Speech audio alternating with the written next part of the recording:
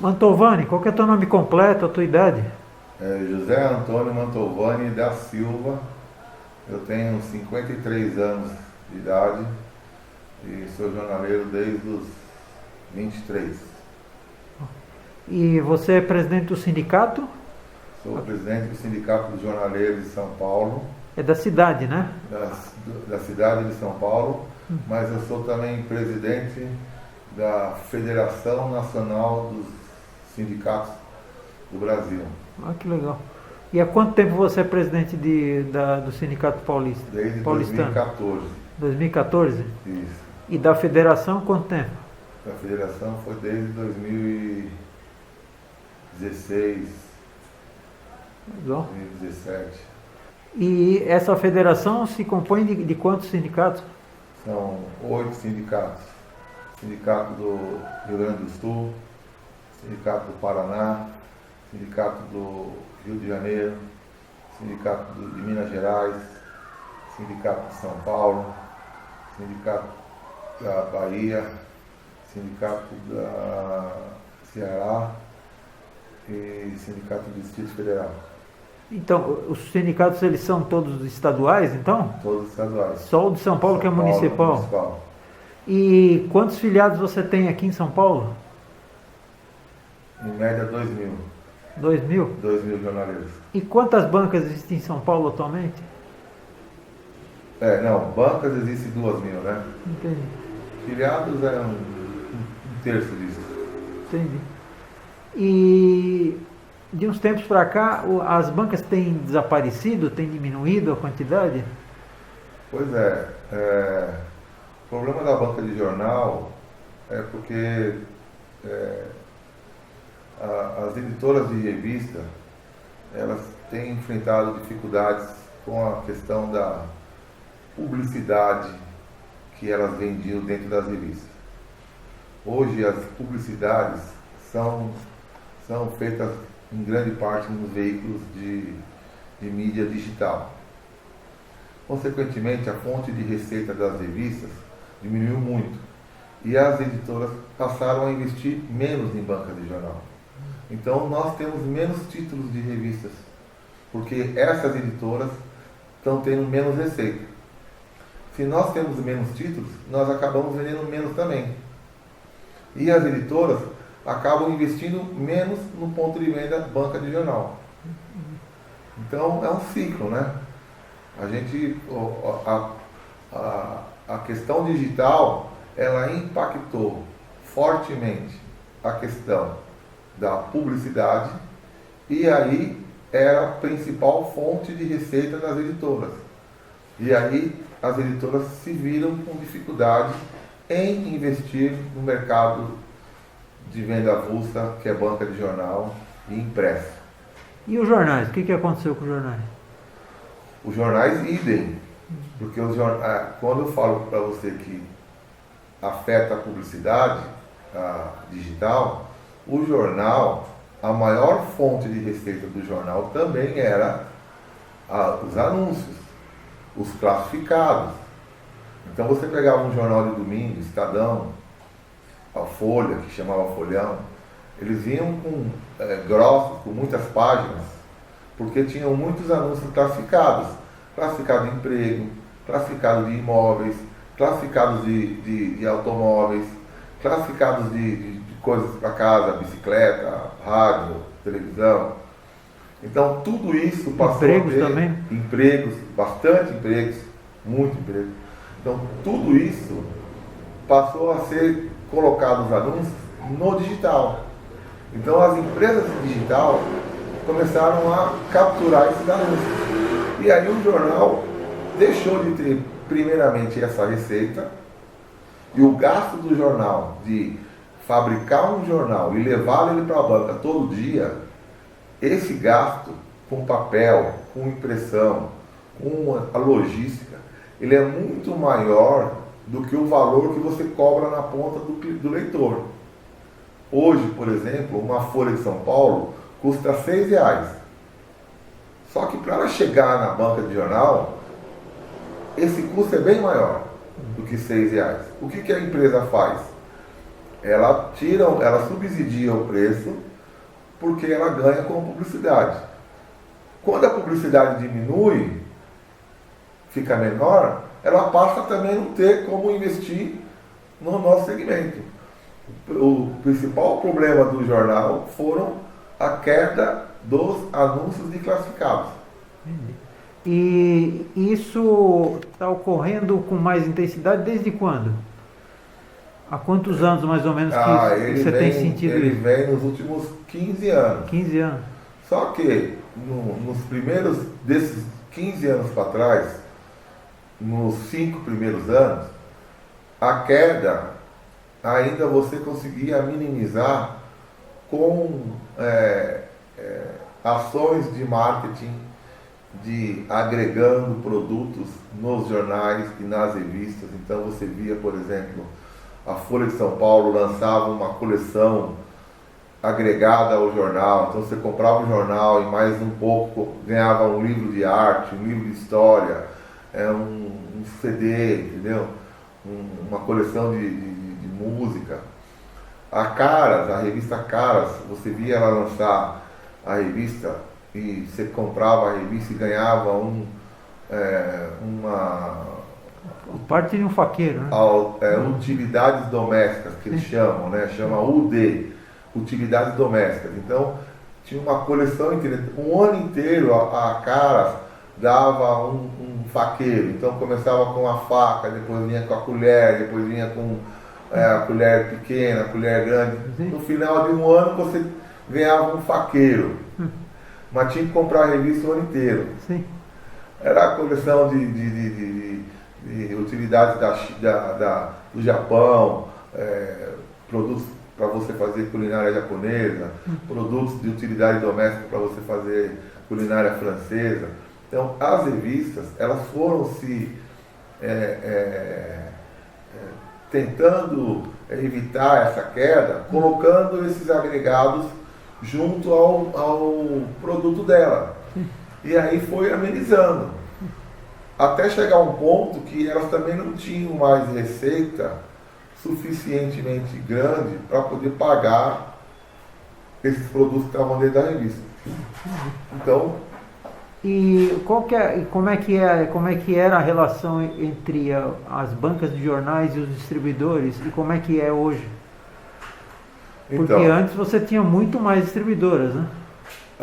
No passado você tinha 2 distribuidoras nacionais de publicação. Como é que é a relação? Você tem o editor, que é quem produz a revista. Você tem o distribuidor, que é aquele que faz chegar a revista na banca. E você tem o jornaleiro, ok? Sim. Só que você tem um distribuidor regional. Aquele distribuidor que só atua nas cidades regionais. Ele está em Sorocaba, ele está em Campos de Jordão, ele está em Maceió, ele está lá no Piauí. Ele está pontualmente em cada região dele. E aí esse cara se chama distribuidor local. O editor não fala com ele. Ele não se relaciona com esse distribuidor local. E o editor também não se relaciona com um jornaleiro. O editor, ele só se relaciona com o distribuidor nacional, que é aquele cara que pega a revista direto do editor e coloca essa revista no Brasil inteiro, seja através de um distribuidor local, ou seja através dele direto para o jornaleiro. Então, o editor, ele fala só com o distribuidor nacional, que nós tínhamos 2 distribuidores nacionais. Um era a DINAP, que era um braço da Editora Abril, uma empresa que era do grupo da Editora Abril, e você tinha uma outra empresa chamada Fernando Quinalha, que era o concorrente da DINAP. Eram os 2 distribuidores nacionais que tinham.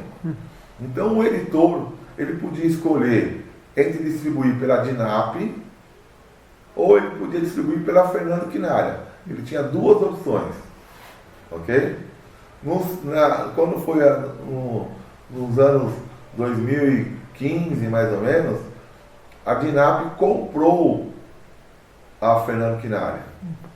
E aí passou-se a ter apenas uma distribuidora nacional. Aí, o que aconteceu? Virou monopólio. Virou um monopólio, que foi muito prejudicial aos editores, porque eles não tinham mais condições de negociar descontos que eles iam ter que repassar, ou formas de pagamento, né? Todas essas, quando você vira monopólio, você deixa o mercado a desejar, entendeu? Aí o que aconteceu? Esse grupo que comprou a Fernando Quinari, a DINAP, pertencia à Editora Abril. E a Editora Abril veio a ter problemas graves e ela fechou essa empresa. Aí, hoje, nós temos uma outra empresa. Aí o quadro ficou muito difícil. Porque você tinha uma distribuidora nacional, duas. Uma comprou a outra, ficou só uma. E depois essa uma deixou de existir. E aqueles distribuidores regionais ainda existem, não? Aí o que aconteceu? Rapidamente, abriu-se o espaço para uma distribuidora, que hoje se chama Brancaleone, que ela pertence ao Ângelo Rossi, que é um editor antigo do mercado, entendeu? E essa distribuidora se relaciona com esses distribuidores ainda regionais, que no passado eram 200 e hoje são 80. Então, diminuiu muito. E mesmo assim, a Brancaleone, ela não se relaciona com os 80 distribuidores regionais, porque alguns eles passaram a ter relação direta com a editora, porque não compensa para a distribuidora Brancaleone atender eles, e por estratégia de mercado, quem está atendendo direto é a editora. Mas é bem complicado, é bem difícil, entendeu? Porque se você não tem a distribuição, você diminui muito a possibilidade de venda, né? A venda, ela acontece no momento da distribuição. Se a distribuição é mal feita, todo o resto fica prejudicado. E qual que é a relação dessa distribuidora com a Panini, por exemplo, que é uma das maiores editoras do Brasil? Bom, quando que isso acontece de a Editora Abril começar a ter problemas financeiros que resvala na sua distribuidora DINAP? Nas vésperas da Copa do Mundo de 2018. Então, a Panini, como o maior evento da Panini é a Copa do Mundo, ela fatura o equivalente a 2, 3 anos dela de vendas. Então, qual era o problema que ela tinha pela frente?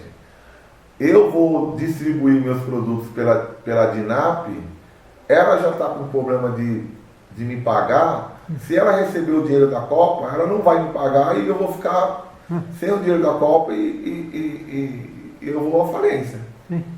Então, nessa época, em 2018, a Panini ela ajuda e desenvolve a empresa do Ângelo Rossi, que é a Brancaleone. Então, a Panini foi uma das empresas que deu um pouco de estrutura e de gás, assim, se por dizer, né? Apoio financeiro, para que surgisse uma nova distribuidora com a iminência da queda da DINAP e do Grupo Abril. E foi o que aconteceu. O Grupo Abril veio a vir a lona e a DINAP foi junto, e a Brancaleone, se aproveitando dessa situação e com o apoio da Panini, montou a empresa desde 2018 para cá, e ela está agora já fazendo a segunda Copa do Mundo dela. Então quer dizer que a editora na prática surgiu com a distribuição do álbum de figurinha da Copa 2018. Então, A distribuidora? é, Isso. entendi. E como é que é a relação dessa distribuidora com os jornaleiros? Pois bem, a distribuidora, ela tem uma dificuldade grande aqui, que ela não tem muito o que fazer hoje em relação ao jornaleiro. Porque, como o nome já diz, ela é apenas uma distribuidora.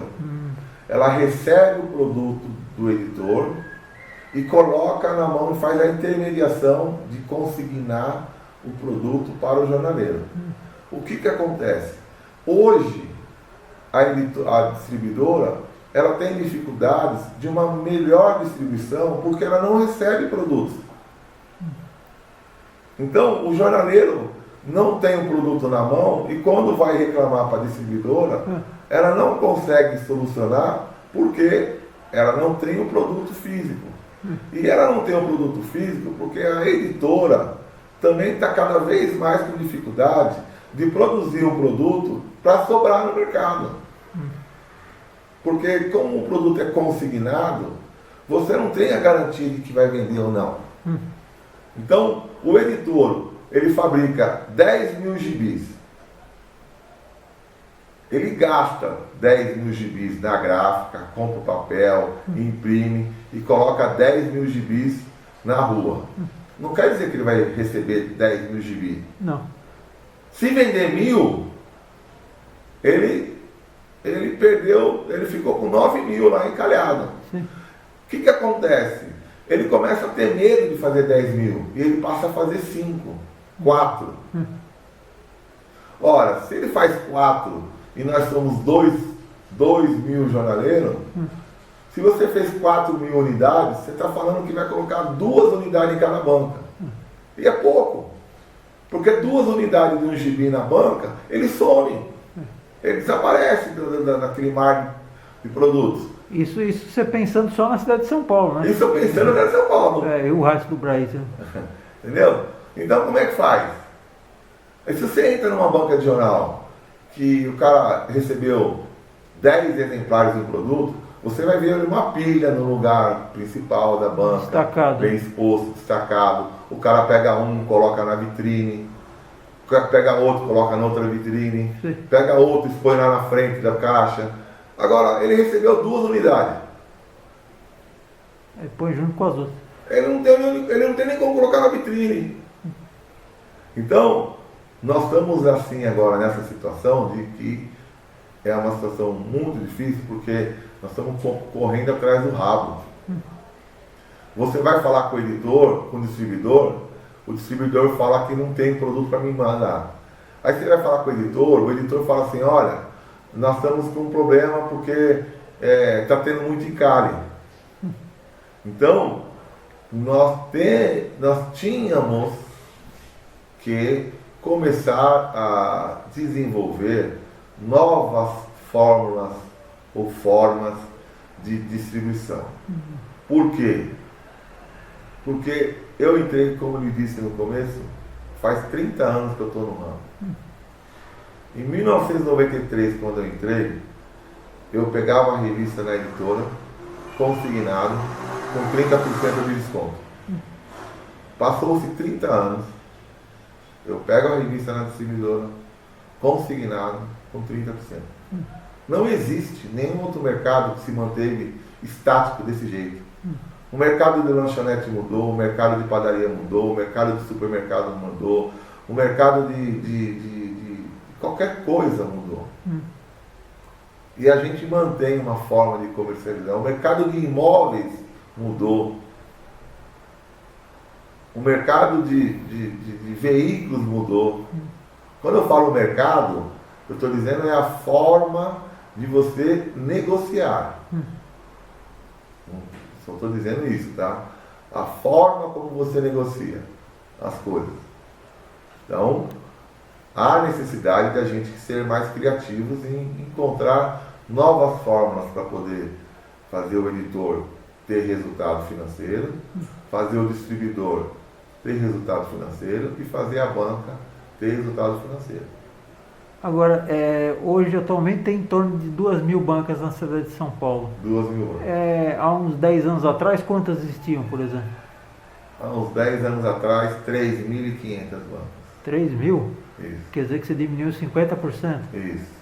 Agora me conta o seguinte... Teve uma pandemia aí, né, que fragilizou sim, muito. mais ainda. Né? Mas, assim, com o passar do tempo, né, as pessoas também pararam de ler revistas, né? Pararam de ler jornais. E a banca começou a ter dificuldade de vender produtos, né? Aí teve aquela lei do vereador José Américo, né? Ótimo. Eu queria saber, assim, o que consistiu essa lei, né? Vamos lá. E o que mudou para as bancas de jornal a partir dessa lei. Então vamos lá. Isso aí foi em 2013. Até 2013, as bancas de jornais só podiam vender jornal e revista. Eu não podia ter uma geladeira de água, eu não podia vender doce, eu não podia vender uma bola, eu não podia vender absolutamente nada que não fosse jornal e revista. Acontece que as revistas, elas estavam espalhadas. Eu era um vendedor exclusivo de revista, porém, o meu ponto de venda não tinha exclusividade de vender revista.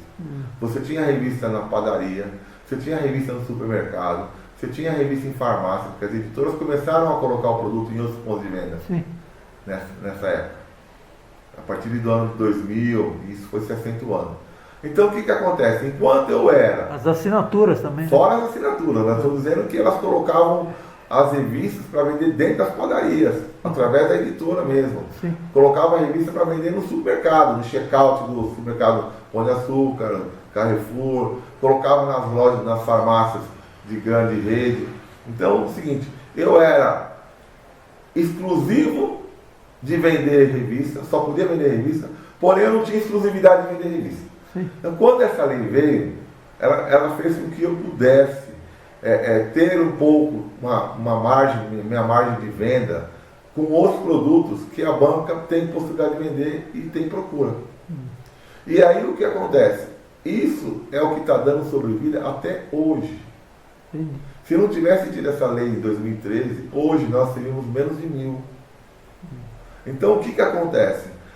Esta lei fez com que muitas bancas sobrevivessem e que se hoje estão vendendo ainda a revista, é porque elas podem vender revista e outras coisas. Entendi. Agora, nós estamos diante de um novo projeto revolucionário que possa ter o mesmo impacto que teve essa questão da lei dos doces, que é a publicidade nas vitrines das bancas de jornais. Mas isso seria uma alteração da lei da Cidade Limpa? Porque antes podia? Olha, antes podia. Aí foi feita a lei Cidade Limpa. A lei Cidade Limpa, ela tirou a publicidade externa da cidade de São Paulo inteira. Sim. Ok? E aí o que acontece? Nesta lei Cidade Limpa, foi dito lá atrás, em 2006, que existiam 3 lugares que iriam ser regulamentados para se colocar publicidade: os relógios, os abrigos de ônibus e as bancas de jornais. Então eles regulamentaram os relógios e os abrigos de ônibus e não regulamentaram as bancas de jornais. Hoje, o que acontece se eu fizer essa regulamentação das bancas? Eu vou pegar essas 2.000 bancas de jornais e vou repaginar, remodelar a estrutura física delas. Eu vou dar uma banca nova para todo jornaleiro. Uma estrutura física mais moderna, mais iluminada, mais padronizada, esteticamente muito mais bonita. Quando isso se faz, eu aumento as minhas vendas em 40% a 50% naturalmente. Nós temos um estudo que quando um jornaleiro troca a banca dele, quando ele compra uma banca nova, não importa qual foi a época, qual foi o tempo, ele aumenta de 30% a 40% as bancas dele. Semana passada, eu estava conversando com um jornaleiro que ele teve a banca trocada faz 3 meses. E já aumentou 30% a venda dele. Porque hoje as bancas de jornais, na verdade, é um ponto é uma loja de conveniência na rua, né? Você conhece algum ponto de venda tão bem localizado quanto banca de jornal? Não. Então a banca de jornal, ele é um ótimo ponto para se vender produto, inclusive os jornais e revistas. Agora, o que acontece? A banca de jornal é o único lugar onde você encontra uma variedade de títulos de revista. Nós tivemos uma discussão agora com a Panini, recentemente, porque ela espalhou as figurinhas da Copa. Sim. Vários lugares tinham a figurinha para vender. Em farmácia. Farmácia. Só que é o seguinte, aonde você encontra gibi para vender? Na farmácia você encontra? Não. Então ele mandou o cara na farmácia para comprar figurinha da Copa, sendo que o cara, a única coisa que ele vai vender é a figurinha da Copa, é um oportunista. E na minha banca de jornal, se aquele mesmo cliente visse na minha banca, ele ia comprar a figurinha e poderia levar um gibi, podia levar um Marvel, podia vender um Homem-Aranha, podia levar um HQ, seja ele qual for. De mangá, por exemplo. Um mangá. Entendeu? Então, quando você fala de uma banca de jornal, ela tem todos os mangás que é distribuído pela Panini, todos os HQs, todos os gibis do Chico Bento, da Turma da Mônica, do Maurício de Souza.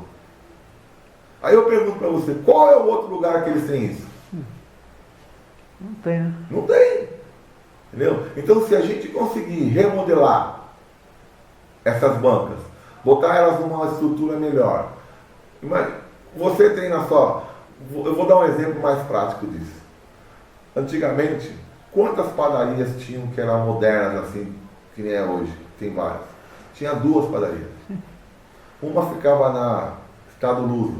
Estado Luso não. Ficava na Estados Unidos. Lá embaixo, na avenida, na rua dos Estados Unidos, junto com a Avenida Europa. Com a Avenida Europa. E a outra era a Bela Paulista, que ficava ali na Doc Lobo, lá no Jardim. Você tinha 2 padarias. Eu tinha um amigo meu que tinha padaria e ele reclamava, poxa, tá acabando as padarias porque você encontra pão hoje tudo quanto é lugar, o supermercado tá vendendo pão, tem cara passando de bicicleta vendendo pão com buzina, não sei o quê. Até que o português resolveu modificar a padaria dele. Ele pegou e fez uma padaria que tinha um self-service, tinha mesa para sentar, então ele fez um almoço, fez um café da manhã, à noite ele fez um buffet de pizza ou de sopa. Entendeu? A padaria vendia outros produtos além da só o tradicional, era um mini supermercado e ele revolucionou a padaria dele. Aquilo lá foi pegado como exemplo e começou a ter uma atrás da outra, uma atrás da outra. Hoje, você vê as padarias todas elas bombando e em cada bairro tem umas 20 dessas padarias. O que elas fizeram? Elas mudaram o seu estilo e o seu mobiliário. Elas deram uma vitalizada. Não foi isso que fez? Sim. E o que aconteceu quando fez isso? As vendas explodiram. Hoje a padaria antiga, aquelas que ficavam no balcão lá, só vendendo pão e leite do saquinho, tinha meia dúzia de funcionários. Essas padarias agora têm 40, 60 funcionários, cada uma delas. O tamanho é o que vende. A banca de jornal tem que fazer a mesma coisa. A banca de jornal tem que mudar a estrutura física, deixar ela mais bonita, mais bem organizada, padronizada, para nós trabalharmos como se fosse uma rede. Entendeu? E aí o que acontece, cara? Prestar cada vez mais serviço para você que está indo na banca. Então você vai na minha banca de jornal, você vai ter mil e uma coisa, você vai ter um Wi-Fi para você usar, você vai ter acesso a toda a parte de tecnologia, entendeu? Você vai carregar o seu celular, você vai fazer o que você quiser lá, praticidade, prestação de serviço e um mobiliário bonito. O que vai acontecer? As pessoas não vão voltar a comprar. Você está vendo, quando você está andando na rua ou no ônibus, ou você passa pelas pessoas que você vê elas mexendo no celular. Você vê alguém lendo uma notícia, uma matéria? Não vê. As pessoas não estão vendo o jornal pelo celular. As pessoas não estão lendo a Veja pelo celular. As pessoas estão fazendo o que no celular? Elas estão fazendo joguinho, TikTok, WhatsApp, mas a informação, você não vê ela sendo consumida no celular. E aí o que acontece? Em nenhum país do mundo deixou de existir jornal. Nem os países mais tecnologicamente avançados, o jornal inspirou. Se você pegar o Japão tem o maior jornal, a tiragem de jornal do mundo é no Japão. É 1 milhão de exemplares por dia. Mas você vai na Coreia do Sul, as revistas se vendem ainda, o jornal se vende. E são países tecnologicamente avançados. O que precisa ter aqui no Brasil? Hoje em dia, como ele disse, se sair uma capa da revista Veja, falando assim, sobre os HQs, você não vai saber que saiu. Porque a revista Veja, ela não tem condições de nem fazer propaganda do que ela está colocando no seu produto. Imagine então se eu tivesse regulamentado a situação da publicidade, eu colocasse um painel digital na traseira da minha banca e lá eu colocasse a capa das revistas que saem na semana e colocasse lá a Veja falando sobre os HQs. Você que gosta de HQ, você ia comprar a Veja naquela semana. Entendi. Aí eu coloco lá o HQ do Batman com não sei o quê. Eu estimulo a quem está passando por fora a falar assim, nossa, eu gosto tanto de super-herói, não sabia que tinha essas revistas. Ou você acha que todo mundo sabe que existe HQ? Você acha que todo mundo sabe o que é mangá? Estou falando do nosso universo. Sim. As pessoas não sabem. Tem muito moleque que você pergunta para ele o que é um mangá e não sabe o que é. Porque a Panini não tem condições de ir lá para a Rede Globo e fazer um anúncio na Rede Globo dizendo, olha, eu sou uma editora que produz material de mangá é um quadrinho japonês, assim. Ela não tem condição. Mas me diga uma coisa, essa regulamentação, ela está sendo negociada? Tem alguma, ela está esbarrando. Tem algum prazo, alguma coisa? Essa lei também foi do vereador José Américo, foi votada, foi aprovada pela Câmara, depois o prefeito vetou, depois o prefeito fez uma nova lei. Qual o prefeito? O prefeito Haddad. Ele vetou, depois ele fez uma nova lei, nessa nova lei foi votada e parou a primeira votação, precisa ter 2 votações. O que impede de fazer a segunda votação? Existe um lobby muito grande por parte das empresas que já estão explorando esse mercado de publicidade na rua, que não deixa a nossa discussão avançar. Mas isso faz tempo, então, se é do tempo do Haddad, faz muito tempo. Isso, faz 5 anos que nós estamos batalhando por isso, 6 anos. Mas como é que está a situação agora, então? A situação está, bate na porta, o prefeito recebe, não recebe, a gente não consegue avançar. Entendi. A gente não consegue, o bloqueio do projeto é tamanho e sob uma justificativa que não tem a menor noção de que mas vai atrapalhar a Lei Cidade Limpa. Não, a Lei Cidade Limpa já contempla a banca de jornal como parte do mobiliário urbano para receber publicidade. Entendi. E como é que é hoje em dia porque, por exemplo, os quadrinhos, né?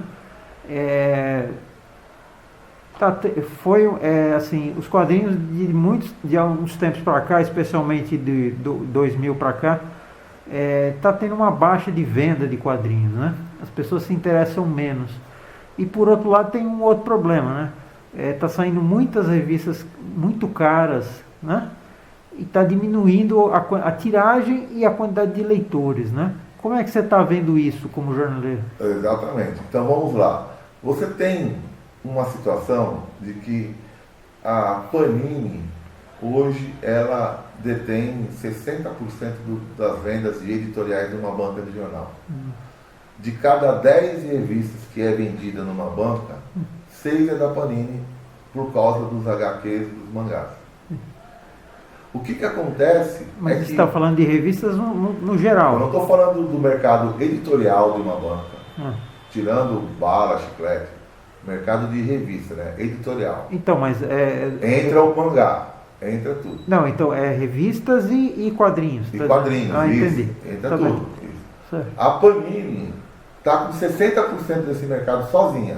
Hoje ela é uma das maiores editoras do Brasil. E ela vende os produtos dela na banca com muitas bancas de jornais só vende Panini. Chega a ser até mais de 60. Então, a venda dos produtos de mangás e HQs, ele é alto. Só que tem um detalhe. Nós estamos só conversando com uma classe social X, entendeu? Altamente elitizada. Não é altamente porque não é classe AA. Mas é difícil você ver uma classe C comprando HQ. E ele quer comprar um HQ. Ele deseja comprar um HQ. Agora ele está encontrando dificuldade pelo preço. Porque fica aquele círculo vicioso, né? Quanto menor a tiragem, o preço da revista é maior, né? Exatamente. E isso atinge muito o leitor comum, né? E aí, novamente, entendeu? Você começa a descartar, literalmente, um novo leitor que poderia estar tendo seu produto. Você tem menos gente, porque geralmente quadrinhos você começa a ler quando é garoto, adolescente, pré-adolescente. Se você não começa a ler nesse período, não vai ler mais, né? Então você perde uma geração de leitores. Você perde uma geração de leitores. E aí, essa é uma discussão muito forte, e nós já chegamos a falar isso com a Panini. Eles alegam que tem um teto que tem que respeitar pela licença da marca. Eu desconheço, não tenho acesso a isso. Entendeu? Teto o quê? De tiragem? Um teto de preço. Teto de preço? Estranho. Entendeu? Por exemplo, quando eles vão lá e licenciam um mangá, um Demon Slayer, a pessoa que licenciou o Demon Slayer disse para a Panini: olha, você não pode vender isso aqui por menos de R$10. Não sei se isso ocorre não. O que está acontecendo é que o preço está muito acima e o meu corte de cliente está alto demais. Eu não consigo vender para um cliente de classe média. Entendi.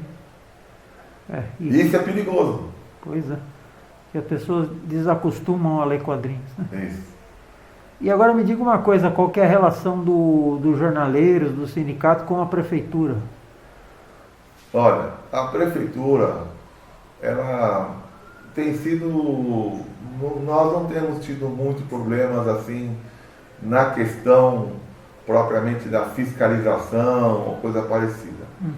Os problemas que estão ocorrendo com a prefeitura é a questão de que a prefeitura também está mudando algumas formas de você pagar o seu imposto, entendeu? E ela está informatizando essa situação.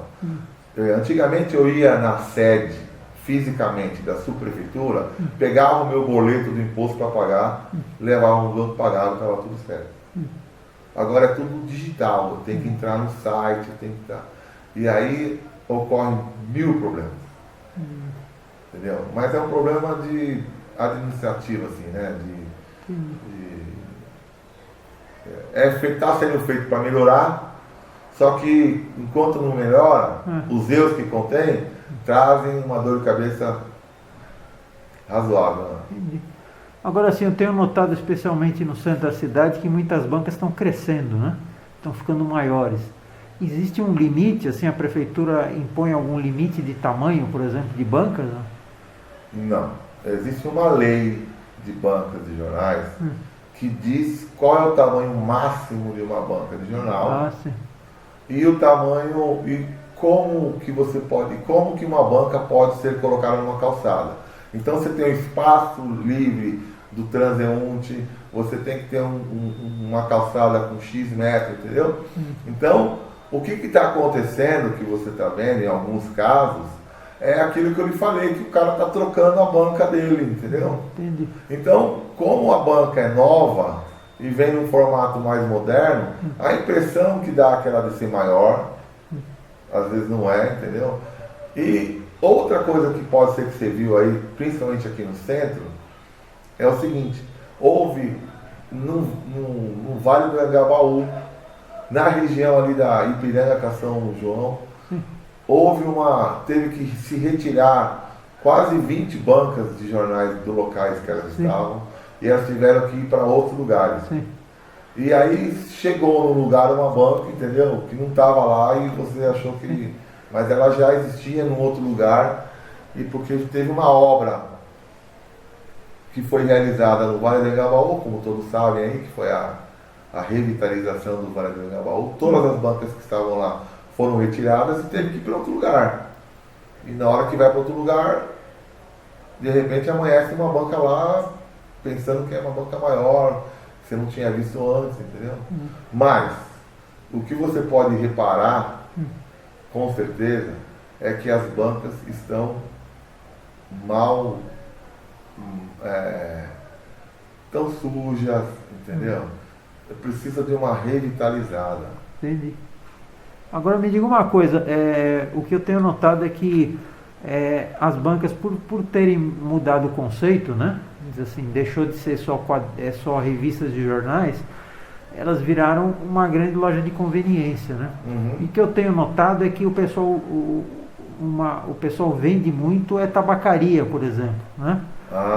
Então, assim, tem várias bancas que tem uma parede só de tabacaria, né? E isso é uma boa oportunidade de negócio? Como é que você vê isso? Então vamos lá. Isso acontece porque, como te disse, a banca de jornal, ele ainda é um dos melhores pontos de venda da cidade de São Paulo. Então, o que está acontecendo agora com o consumo de tabaco? E o Brasil está começando a ir para esse lado também. As pessoas estão deixando de comprar um cigarro já feito e manufaturado, fechado, e elas estão comprando um tabaco, um saquinho com tabaco, o filtro separado, a cera para enrolar o tabaco. Então, esse tabaco começa a ser feito artesanalmente pelas pessoas. Isso está virando uma febre. E aonde que está canalizando a venda disso? Nas bancas. A procura nas bancas está sendo muito alta disso. E não há nenhum outro lugar que tenha variedade de tipos de tabaco, de seda, de filtro, onde você pode fazer o seu tabaco artesanal, que vai ter menos conteúdo tóxico, entendeu? Menos nicotina, menos alcatrão, tudo menos. Agora, me diga uma coisa, esse formato de banca, por exemplo, né, banca de loja de conveniência, só existe em São Paulo ou no Brasil inteiro? Não, existe no Brasil inteiro. Entendeu?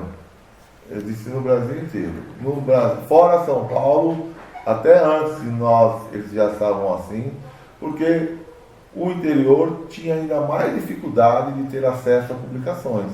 Então, lá no passado, eles já tentavam ter outros produtos dentro da banca porque não tinham condições. Eu acho que o que eu gostaria muito de tentar e fazer com que as bancas fossem uma referência é na venda de livros. Porque tem algumas bancas que vendem livros, né? Inclusive tem algumas bancas que os caras compram estoque de revistas, estoque de livros, né? Saldo, e fazem promoções, né? E você percebe que tem uma boa receptividade, Vende muito, né? vende muito. O que eu digo para você que o meu sonho é transformar as bancas de jornais num grande vendedor de livro, inclusive esses livros de saldo, esses livros sabe essas obras que são de domínio público, Sim. entendeu? Para iniciar o leitor porque o livro, ele é a essência de tudo. E as editoras de livros devem ter muito mais problema do que as editoras de revista. Porque a quantidade de livraria em São Paulo é tão pequena que a banca poderia ser uma escolha, né? uma escolha. Ou uma saída para eles. Entendi. Entendeu? E, Mantovani, e o futuro da banca de jornal, qual que é? O futuro da banca de jornal é, número 1, você tem que dar uma remodelada na banca, você tem que botar uma banca nova. O número 2, você tem que prestar cada vez mais serviços. O que eu posso servir à comunidade aqui? Eu posso carregar o celular da pessoa, eu posso vender uma recarga do celular dela, eu posso vender, eu posso dar o sinal de Wi-Fi para ela poder baixar um vídeo, coisa parecida. Eu posso, por exemplo, carregar a motocicleta dela elétrica. Eu posso, por exemplo, ter um totem de serviços ali para ela poder ser atendida com. Então, quanto mais serviço eu produzir para o leitor, ele vai entrar na minha banca, e a partir do momento que ele entra na minha banca, os editores já sabem fazer o resto, porque os produtos são muito bem feitos. Se você entrar numa banca de jornal, você vê cada coisa ali que é maravilhosa, uma mais bonita que a outra. Legal. Concorda? As coisas que tem na banca é bonita. Sim. Só que o povo não frequenta. Verdade. O povo, eu tenho que trazer o povo, porque na hora que ele entender que o único lugar que vai melhorar, a hora que o pai e a mãe entender que o filho dele, para ele poder ser um bom profissional lá na frente, ter boas notas na escola, ter um repertório de palavras na sua mente, ele tem que ler. E não dá para ele ler TikTok, nem ler WhatsApp, nem ler nada. Ele tem que ler um livro, ele tem que ler uma revista, ele tem que ler um HQ, ele tem que. A mente dele tem que trabalhar. Para ele criar repertórios, para ele criar palavras, frases, não é? Escrever corretamente. Então, isso vai voltar de novo, porque o celular não consegue suprir essa demanda de ensino e de transformação para uma pessoa, como uma leitura, uma banca, um livro, um HQ, uma revista faz. E Mantovani, como é que o pessoal entra em contato com o sindicato para saber notícias, informações, como é que faz? Olha, nós temos, eu estou aqui agora vou passar o meu WhatsApp, porque o daqui eu estou com, não lembro aqui agora qual que é. Mas ele pode mandar um WhatsApp pro meu 11 9 9629 3174. Repita. 11 9 96 29 3174. E aí a gente eu vou falando para vocês aí, vou encaminhando as coisas que está rolando, que está acontecendo, e pode ter certeza que nós vamos conseguir virar o jogo. Legal. Mantovani, muito obrigado, viu?